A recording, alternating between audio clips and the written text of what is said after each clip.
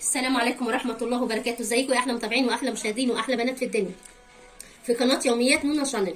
طبعا النهارده راجعه لكم في فيديو هنعمل النهارده جيب بقى من الخضار بتاع كل اسبوع، وهنعمل الغدا مع بعض. بس قبل ما نبدا في الفيديو ما تنسوناش في اللايك والشير والاشتراك وتفعيل الجرس يا احلى مشاهدين واحلى متابعين. واحب اشكر المتابعه الجديده عندي، هي ما عندهاش قناه ولا حاجه، هاله. شكرا يا حبيبتي، بتقول لي استمري وعقبال المليون. قولي لي عقبال ال50,000، مش عايزه المليون. عقبال ما اخد الدرع معاكم ان شاء الله باذن الله يا احلى مشاهدين واحلى متابعين، وكلامكم الجميل جدا جدا جدا اللي على دماغي من فوق يا احلى مشاهدين واحلى متابعين في الدنيا. متشكره منك يا هاله، من كلامك الحلو جدا جدا جدا. كلامك على دماغي، بتقولي قناتك حلوه جدا، انت اللي احلى من العسل. ويلا ويا رب تكوني بتتفرجي عليا دلوقتي يا احلى متابعه، واحلى ناس باحلى ايدين بتكتب لك الكومنتات الحلوه واللايكات يا احلى مشاهدين واحلى متابعين. وان شاء الله القناه هتكبر بيكوا وليكوا يا احلى مشاهدين واحلى متابعين. ويلا نشوف احنا جبنا ايه والاسعار ايه النهارده. اول حاجه طبعا هنبدا بيها وهي الطماطم. طبعا وزياد مديني اللي هو التربنتينه ده حلو جدا مسكر جدا اهو. هنرجع له، بس نجيب الخضار الاول بعدين نرجع للتربنتينه. نشوف بقى جبنا جبنا الطماطم الحلوه دي. طماطم حلوه رخيصه، بكام؟ كيلو ونص ب10. حلوه يعني، مش غاليه ولا رخيصه، بس نعمه وفضل من عند ربنا. ساعات بقى بتغلى، بتبقى ساعات صراحه بتبقى بكام؟ بتبقى ب20 في رمضان، بتحصل ال30 يا بنات. كيلو ونص هاتلكوا قفص ولا هاتلكوا حبه وخزنوهم. صراحه انا السنه دي ما جبتش قفصه، انا بقيت اجيب كل اسبوع 3 كيلو 2 ونص زي ما بتكون بال20 جنيه وبخزنها. صراحه الحمد لله فضل ونعمه من عند ربنا. عندي طماطم تكفيني لغايه برضو بعد رمضان. رمضان مش هنحتاج بس الا كانت طماطم ناشفه للسلطه، غير كده فقط لا غير. الحمد لله فضل ونعمه من عند ربنا. يبقى الطماطم بكام؟ كيلو ونص ب10، جبت 3 كيلو ب20 جنيه. نيجي تاني هنا وهو الخيار. بس الخيار مش بلد، الخيار ده سيوه بس صراحه كبير، مش عارفه ليه النهارده كان بينقولي صغنن والله. الخيار عامل كيلو ونص ب10، جبت كيلو ونص بس ب10 جنيه بقى خيار. وهنا بقى جبت تاني، وجبت هنا بصل. البصل التلاتة ب20 حلو برضو. جبت 3 كيلو. هو بقى ومنقلي صغير وفي كبير كده عشان الشوربه. 3 كيلو بال20 جنيه. كل حاجه انا جايبه منها ب20، كل اسبوع بجيب كده. طبعا البصل انا عندي. وهنا بقى جبت برضو، هنا جبت جزر، وجبت نص كيلو فلفل بس عشان عندي. جبت نص كيلو فلفل بس. الفلفل ب10 جنيه، جبت نص ب5. والجزر برضو، الجزر حلو ومفيد جدا. يا سلام بقى لو تعملي حبه عصير بالتربنتينه ده على جزر، بيبقى تحفه، طعمه جميل والله جدا. الجزر كيلو ونص ب10 جنيه. جبت برضو كيلو ونص جزر ب10، وجبت نص فلفل حلو رضا من عند ربنا. نيجي هنا وهو طبعا الحاجه المهمه اللي ما نقدرش نستغنى عنها، الخيار وجزر وفلفل وطماطم والبصل طبعا والبطاطس. بس البطاطس يا بنات قولوا لي لو في السوق رخيصه قولوا لي، عشان هو بيدهني ب12 جنيه، واختي بتقول لي ب8 ب7 ونص. مش عارفه صراحه هل هي بالسعر ده ولا ارخص من كده. ادهاني ب12 جنيه. جبت منه 2 كيلو ب25 جنيه، ب12 ونص، يبقى ال2 كيلو ب25 جنيه بطاطس. هنا بقى البسله. جبت برضو البسله بجيب كل اسبوع كيلو كده، بخزن منها. طبعا الكيلو ده انا بحط عليه جزر، بقسمه على كيستين، بيبقى حلو جدا. ده كيلو بكام؟ ب20 جنيه. جبت كيلو وبحط عليه يبقى ونعمل جزر بسله كيستين، يعني الكيسه تبقى واقفه علينا ب10 جنيه. برضو في الغلا اللي احنا فيه نعمه وفضل من عند ربنا الحمد لله. ده الخضار اللي انا جبته. نيجي هنا للفاكهه بقى. طبعا التربنتينه ده حلو جدا مسكر. احنا هنا بيقولوا عليه استفندي ولادي، بس هو بيقول لي اسمه تربنتينه.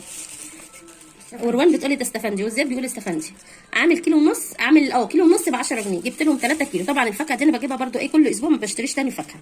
جبت 3 كيلو ب20 جنيه اللي هو الاستفندي ده. وهنا برضو البرتقال. طبعا في الصيف، في الشتاء في الشتاء اللي احنا فيه ده لازم تمنعيش البرتقال ولا الاستفندي ولا الليمون عشان البرد اللي احنا فيه. البرتقال برضو عامل كام؟ كيلو ونص ب10 جنيه. جبت برضو منه 3 كيلو بال20 جنيه برتقال. وهنا العنب ده انا صراحه ما كنتش قلت له على عنب، قال لي انا وزنت لك 2 كيلو يا ام محمد ب20 جنيه. قلت له خلاص مش عايزه، وبعدين قلت لا حرام ما يفضهمش تاني. خدتهم منه كيلو ب10 جنيه. بس عنب حلو، بس هم اولادي مش بياكلوه، بس الوالده بتقول لي مسكر قوي. ونيجي هنا بقى للجوافه. طبعا انا الجوافه جايبه مخزنه، بس الجوافه دي انا بجيبها كل اسبوع برضو بسيبها احصرها لاولادي، بيحبوها عصير او يحبوها ياكلوها كده، مش بعين منها تاني. الجوافه عامله كيلو ونص ب10. جبت برضو منه 3 كيلو بال20 جنيه. طبعا والموز اللي زياد ايه ما اقدرش استغنى عنه. الموز ده هو قال لي صراحه الصباع نص كيلو، هو بجد موزه حلو جدا. وغزل لي دي اهي، قال لي الكف ده عامل 2 كيلو، قلت له ماشي. بكام كيلو؟ ب 15 جنيه. جبت منه 2 كيلو بايه؟ ب 30 جنيه موز. وده الخضار بتاعنا هشيله بقى ونرجع مع بعض نعمل الايه الغدا مع بعض. خليكم معايا. زي ما انتم شايفين كده حبايبي انا رجعت لكم بقى تاني. دلوقتي ايه هنعمل بقى شويه سمك صياديه ومقلي وايه، بصراحه اكله حلوه جدا. نشوف هنعملها ازاي. هنا بقى بشره بصله اهي، قلت بدل ما اوسخ بقى الكبه على بصلايه واحده ايه نبشرها بالمبشره. هنحطها بقى، نحط عليها زيت كده اهو. طبعا احنا هنعمل السمك ايه، هنعمل السمك صياديه او شوربه حمرا بالرز الاحمر. هنا بقى حطيت البصل وحطيت الزيت، هنسيبها بقى معانا كده لغايه ايه ما تتقلب معانا، لغايه ما تتقلب معايا ايه ونرجع لكم تاني. زي ما انتم شايفين كده حبايبي ده السمك ايه بقى هقليه. حطيت عليه ليمون وكمون، نسيت معلش اصوره معاكم. حطيت كمون وليمون وخل وحبه بابريكا وايه وحبه خل صغيرين وملح. طب ده يا ماما السمك نوعه ايه؟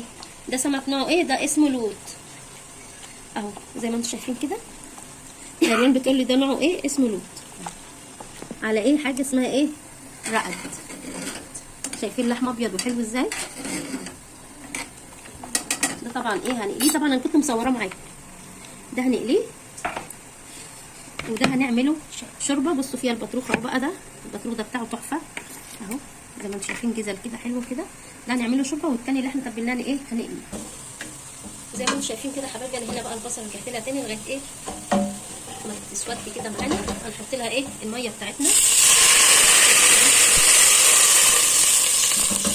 هحط لها برده الميه تاني.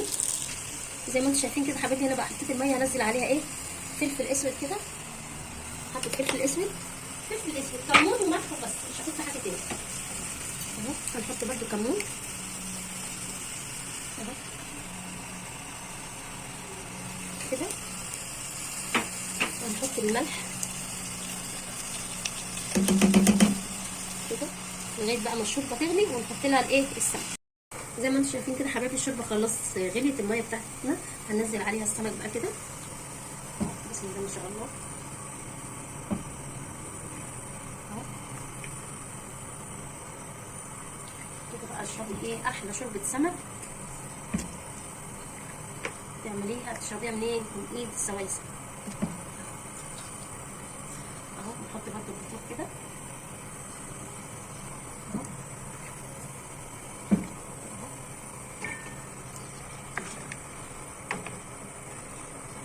هنسيبها بقى كده لغايه ما السمك ايه بتاعنا يستوي. هو بصوا البطروخ بقى عامل ازاي مرمل وجميل. هنسيبه بقى كده وبعد ايه ما نغسل الرز وايه. زي ما انتم شايفين كده حبايبي هنا بقى غسلت الرز ايه، وهاخد بقى من الشوربه بتاعت السمك دي. والوان بتقول طب علي حسك سمعيه، تقول لي ريحته حلوه. وهنحط ايه على الايه على الرز بقى. نسقي الرز بشوربه الايه السمك. خليكي معايا يا روان اهو. روان طبعا ايه مش عارفه مش معايا ليه اهو. هنسقي بقى بيها كده اهو على طول، مش مركزه خالص روان والله بصور اهو.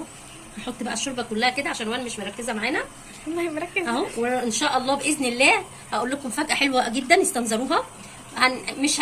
مش هنتحوج لروان تاني، هقول لكم ايه هي بس استنظرونا. بس ايه بقى عايزين اللايكات. زي ما انتم شايفين كده حبايبي هحط بقى الشوربه. لا خليها مفاجاه، هعمل لكم فيديو واقول لكم ايه المفاجاه. هقول لكم المفاجاه الحلوه. انا هقول طبعا التصوير هتعجبكم جدا جدا جدا. واستنظرونا ايه في احلى مفاجاه، عشان ايه اخواتنا وحبايبنا طبعا يستاهلوا ايه احلى تصوير في الدنيا. شايفين كده حبايبي دلوقتي بقى تبلته وحطيته ايه هنقليه بقى زي ما انتم شايفين. ومعانا الرز اهو اتشرب ووصلنا عليه. وادي معانا ايه السمك برده الشوربه ومعانا السمك. بصوا عامل زي الفيليه ازاي. طبعا عسل عسل عسل. العسل بيقول زي ما انتم شايفين كده حبايبي بقى. انا مسكت السمك اللي في الشوربه كله طلعته على الرز كده بقى. وهنا ايه سخنت حبه زيت كده وهنزل ايه على السمك كده اهو بالمنظر ده اهو. زي ما انتم شايفين كده حبايبي ادي السمك قليناه اهو ريحته روعه. وادي الرز الاحمر او الرز الصياديه زي ما يعجبكم. وادي الشوربه اهي برده. وعملنا شويه سلطه خضراء تستاهل بقكم يا احلى مشاهدين واحلى متابعين. وادي السمك المسلوق بتاعنا او السمك الشوربه، والبطروخ التحفه المرمل ده طبعا تحفه. عسل عسل عسل يا احلى ناس عسل. تعالوا تدخلوا معانا، والله الاكل النهارده عايزكم يا احلى متابعين واحلى مشاهدين واحلى بنات في الدنيا. ما تنسوناش بقى في اللايك والشير والاشتراك وتفعيل الجرس عشان يوصلكم كل جديد. والسلام عليكم ورحمه الله وبركاته.